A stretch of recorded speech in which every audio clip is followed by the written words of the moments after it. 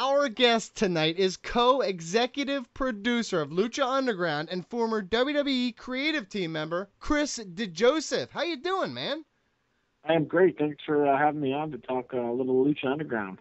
We are pumped, sir. Listen, the biggest news, obviously, is the announcement of Lucha Underground's second season. What was the process like behind the scenes, getting the show back on the air, and what is the excitement level from the people involved now that it's coming back?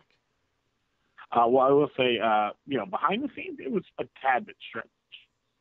But I was kind of out of that portion of it. I mean, I mostly handle the creative parts of the show, storylines, things like that. And so for me, it was kind of like a wait and see game. And I kind of got the news around the same time that everybody else did.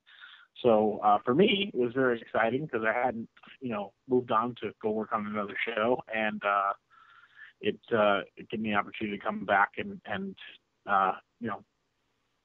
get right back into the swing of things here with Lucha Underground. So it's really exciting. I know everybody behind the scenes is super excited. I know talent, lots of them have reached out to me to let me know how excited they are. But we're bringing back a lot of the same crew, the same people, the same people that kind of put together and made what I think was a pretty fun and magical kind of first season of Lucha Underground. It was something that we just kind of, starting from scratch or something like that, you never know if it's going to have some kind of success or people are going to like it. But, for the most part, it seemed like a lot of people really enjoyed the show, and that's probably has a lot to do with why I got a chance to come back for season 2. Pretty entertaining could be the understatement of the friggin' year with Lucha Underground, sir. Pretty entertaining. No, pretty entertaining is some of the stuff I see every Monday. This is destination television is what this is. Mike Chiari. Well, I think a lot of fans have questions regarding what might stay the same from season 1 to season 2 and what might ultimately change. And the press release made it sound as though you guys are going to remain in the same Boyle Heights temple, but I think there's some mystery surrounding things like when the first taping and airing are going to be, the length of the show, maybe Vampiro's role in terms of announcing now that he's with Pentagon Jr. Are you able to make any confirmations or offer us any insight on any of those things? I mean, I think it's already out there that we're going to start taping on November 14th. I think that's out there. So if it isn't, it is now. I saw a report. You never know what to believe. Yeah, that is actually a true thing that's come out there about Lucha Underground. I guess you'll see a lot of the same characters, but there'll also be new ones. We teased some new ones at the end of last season, so hopefully, there'll be a kind of a little injection of new. You always need that, I think, in any successful show, and especially in wrestling, sometimes it's nice to see fresh faces and new matchups and stuff like that. So that I can confirm. As far as the other stuff, I don't really want to give anything away because I don't want to spoil it for anybody. So I will keep my lips sealed as far as everything else and what's happening. Usually, I would be mad at our guests right now for holding stuff back, but we have avoided spoilers. We have to try, Yeah, every single episode, we avoid spoilers. So this is absolutely fine with us. We will accept this because we do not want anything ruined either. Brandon Galvin. Well, we've been fans of Lucha Underground since the first episode, and that's not blowing smoke. That is truth. The wrestling is fantastic, but the atmosphere is compelling and addicting. There also seemed to be a deliberate decision made not to break matches up with commercials, aside from Aztec Warfare and Johnny Mundo versus Prince Puma. How did you guys settle on the gritty nature of the product, and were there any other ideas floating around on how to best present the product? I mean, there was lots of ideas on how to present the product, and it really, when we first started planning it, it took us, months and months of meetings, debating, scripts and new scripts and new changes and tweaks and notes from people. So, it kind of evolved into what it was eventually, and then I think the show, as we started to do it and started getting better at it, the show started to evolve itself and kind of turn into something that it is today, kind of this wild and crazy show. But I think in the beginning, kind of the grittiness to it was something on purpose that we really wanted, and we wanted this to feel like, you know, it comes from you know, Robert Rodriguez's world. You know, we're on the El Rey network, and we wanted to fit in right in there in that kind of world, and we thought that's kind of the way to do it. And so Eric Van Wagenen, who's the executive producer, he hired a bunch of really smart people, and and they were able to help take, you know, some of our crazy ideas and visions and kind of make them a reality. So yeah, it was a process to try to do that, but it was deliberate to make the show look the way it does and feel the way it does. Well, you mentioned Robert Rodriguez. How much of an influence has he had on the product? I think he's had a major influence on the product.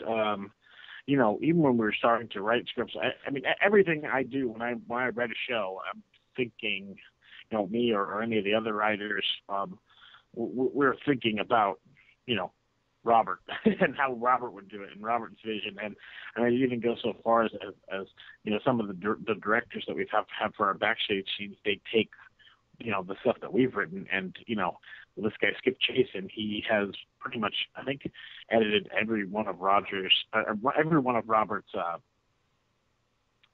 trailers and stuff like that. He's just a genius and really has an eye and a lot of talent. He can sometimes take something, you know, that I imagine and make it even bigger, or something that Chris Roach or Matt Stillman, one of those guys, imagined, and make it, you know, even greater. So it's a good team, and yeah, I'm always keeping Robert in the back of my mind. I know he's you know, he sees all the scripts. He gives notes to us if he has them, and for the most part, I know he's a big fan of the show. One of the things that separates Lucha Underground from other wrestling companies is the depth of characters. Of all the characters the show has developed, who has been your favorite thus far, and have there been any that were shot down? Oh yeah, there's been plenty of characters that have been shot down.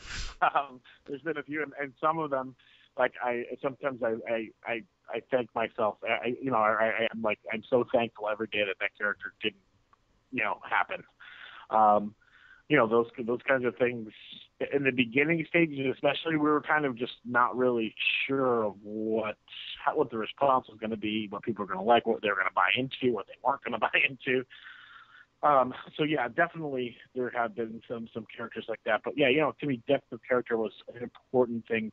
You know, when I first came on the show, I worked at WWE for almost 7 years, and there was one thing that always bothered me there. Was that I think it was easy to have everybody have a storyline or have an issue and give some people some character, but sometimes it doesn't work out that way there, and it's the focus is for them usually, you know, on a little more. They tend to focus on 2 or 3 guys at the top of the card, and not other guys. And that's something that always bothered me. And I thought that we could make everybody important. I also thought, you know, you don't want to have the same guy in the main event every week. So we figured if we could, you know, put our best foot forward behind certain characters, we could get them to be over and be loved by the audience or hated by the audience to the point that we could put them in any position in the show at any time. And any match could win, and anybody could be champion. It to me, makes for a much more fun show. Mike Chiari?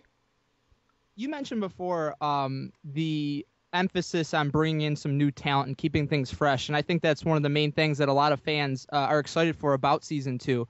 And one person who's naturally been linked to Lucha Underground since the start is Rey Mysterio. So I was wondering, what's your interest level in potentially utilizing Rey in Season 2, and maybe who are some additional wrestlers you might like to see in Lucha eventually? I mean, gosh, if Rey Mysterio was in Lucha Underground at all, that'd be amazing. What can you say about that guy? He's a former world champion and probably the most popular luchador maybe ever. So that would be amazing.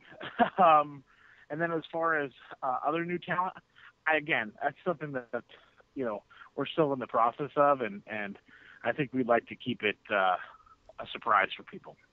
God, stop it, Mike Chiari. What are you doing, dude? If we can get scoops, I gotta try to get It's scoops. okay, You know. Fair. It's from a source. This is not. We don't try to. Exactly. It's a I see direct where you're going with source. it, but yeah, I really can't go there, But I will tell you. I mean, I will tell you that there are some new characters, some new faces, and even some recognizable ones that you'll see.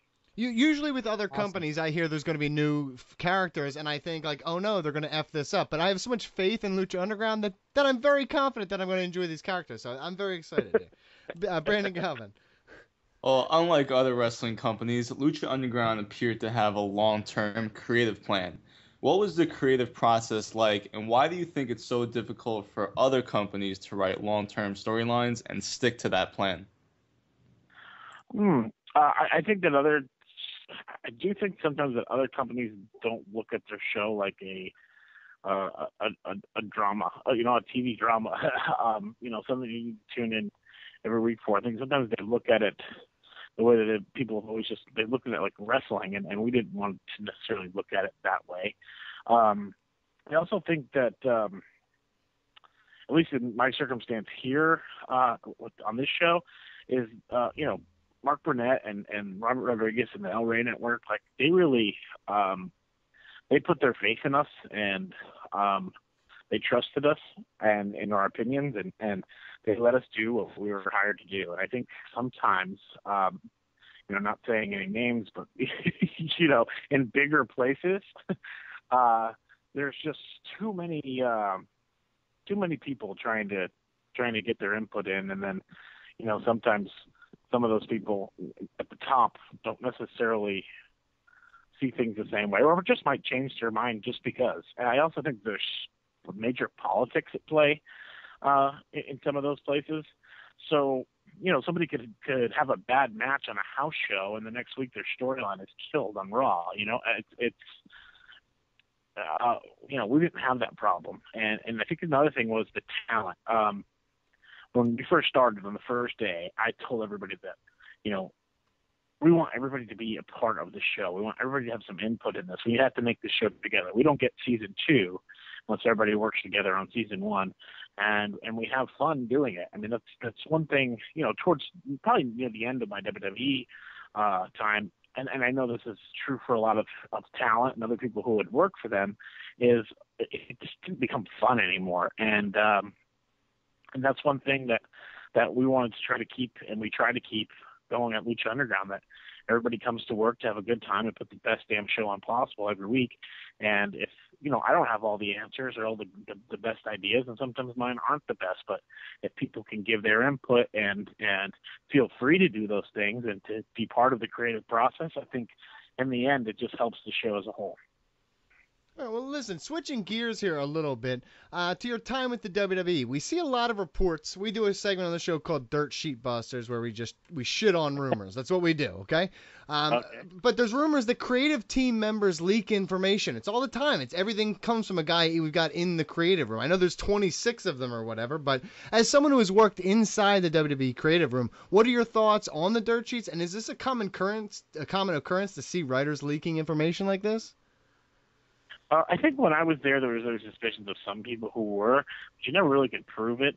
But I mean, for most people, they just didn't really. I mean, I didn't have a relationship with anybody who wrote any dirt sheets. I was too scared probably to even think about that there, especially in my beginning times. And there your life is so sheltered and stuff like that. I think some of them they come from talent too, and not necessarily from creative. But, I'm not really sure on that. I just know I never did. So, it's tough to say, but some things would get out that were true. And then some things, I will say, I think a lot of times, a majority of the times, a lot of the things you see reported are completely false, or they don't have all the information, Yes, I do know. Yeah, we know. We know. That's like our pride and joy, sir. We take very good pride in that. Mike Chiari.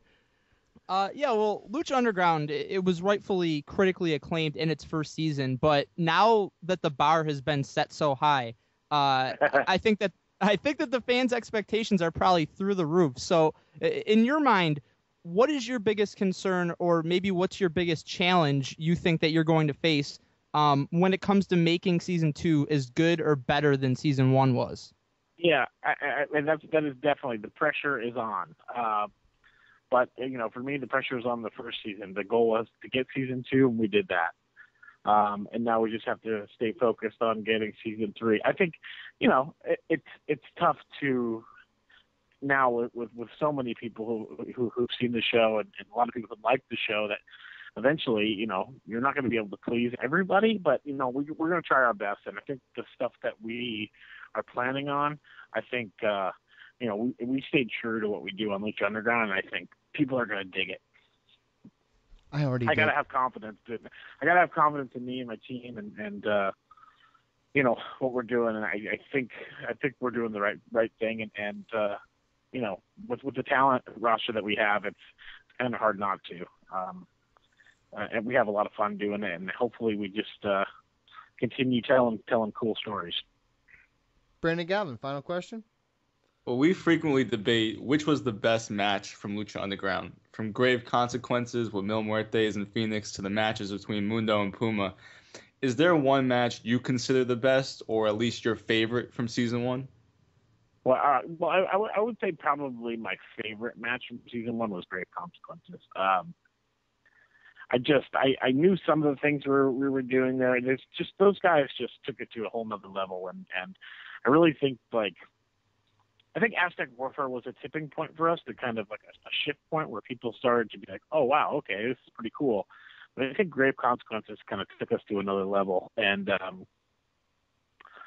don't know, it was a great storyline, I think. And it was a pretty cool, amazing, violent, bloody match that I don't think people have seen anything like that on TV in a while. So I think it stood out a lot. But that's probably my favorite.